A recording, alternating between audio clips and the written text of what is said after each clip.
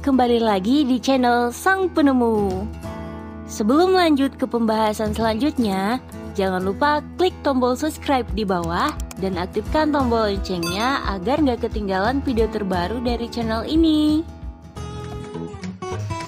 Bagi sebagian orang, rokok atau sigaret merupakan salah satu gaya hidup yang tak dapat dipisahkan.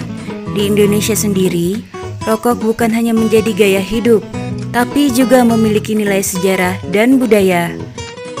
Oleh karena itu, sigaret merupakan hal yang sangat lazim ditemukan di Indonesia, mulai dari toko kelontongan, pedagang asongan, pasar, hingga supermarket besar, semua menyediakan produk olahan tembakau tersebut. Tapi tahukah kamu siapa penemu dan bagaimana asal-usul sejarah rokok? Nah, kali ini sang penemu akan membahasnya. Tembakau telah dikonsumsi oleh orang-orang di daerah Mesoamerika sejak 5000 sebelum Masehi. Masyarakat setempat pada saat itu mengkonsumsi tembakau dengan cara dibakar atau dikunyah. Diperkirakan suku Maya mengkonsumsi daun Nicotiana tabacum untuk ritual dan pemujaan roh. Dugaan tersebut didasari oleh penemuan hieroglif yang menggambarkan seorang dukun Maya yang sedang merokok. Ditambah lagi, pada tahun 2012, seorang arkeolog dari Universitas Albany menemukan sebuah guci peninggalan suku Maya dari 1300 tahun yang lalu. Dalam guci tersebut, terdapat ukiran huruf yang kemungkinan berarti wadah tembakau. Setelah diteliti, ternyata guci tersebut memiliki alkaloid dengan banyak jejak-jejak nikotin.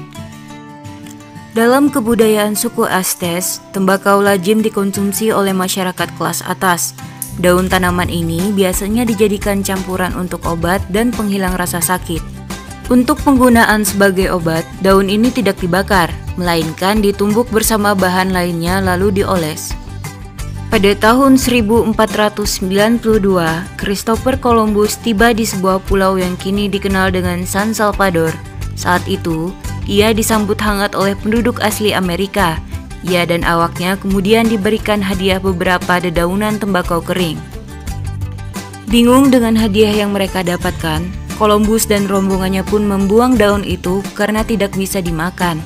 Setelah melakukan penjelajahan lebih jauh, mereka menemukan penduduk asli Amerika yang sedang membakar dan menghirup asap daun tembakau.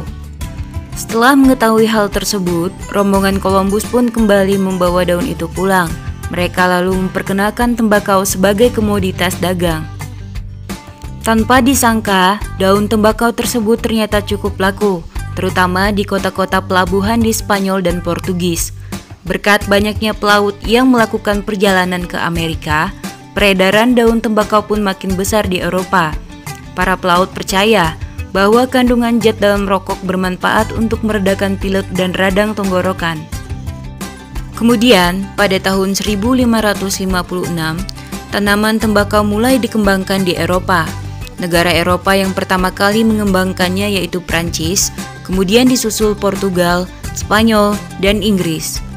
Pada tahun 1571, tembakau tersebar di sebagian besar Eropa, tapi pada tahun 1600-an disahkan hukum yang membatasi perkebunan dan penjualan daun ini. Oleh sebab itu, beberapa negara membawa dan mencoba memperluas perkebunan di tanah-tanah jajahan mereka. Amerika, Asia, dan Afrika menjadi tempat tujuan perluasan lahan. Sementara di negara-negara Timur Tengah, tembakau menyebar lewat perdagangan. Sejarah berkembangnya industri rokok di Indonesia tidak lepas dari peran VOC yang melakukan perluasan lahan. Bahkan saking meningkatnya permintaan, pada tahun 1840, Gubernur Pandabuch memberlakukan tanam paksa tembakau. Perang Dunia I dan II membuat kebutuhan sigaret terus meningkat sebagai penenang yang paling dicari oleh para prajurit. Hingga pada tahun 1859, pabrik rokok Bloak resmi menjual merek rokok linting pertama di dunia. Ia awalnya menjual produk ini untuk para tentara, tapi lama-kelamaan ia juga menjualnya untuk masyarakat luas. Sayangnya, meski permintaan tinggi, kemampuan produksinya tidak mampu memenuhi. Pada tahun 1875, sebuah perusahaan produksi kartu rokok, Allen & Ginter, membuat sayembara untuk menciptakan alat pelinting rokok. Kemudian 5 tahun setelahnya, seorang pemuda bernama James Albert Bonshech memenangkan sayembara. Bonshech berhasil membuat prototipe mesin linting ciptaannya pada tahun 1880, tapi sayangnya alat itu hancur karena kebakaran.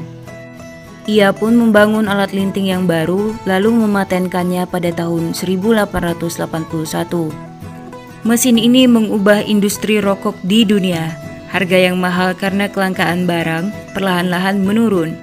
Selain itu, muncul banyak kompetitor perusahaan rokok, sehingga tidak terjadi monopoli pasar.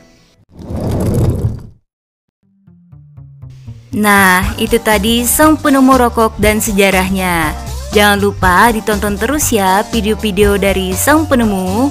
Sang penemu banyak ilmu. Dadah!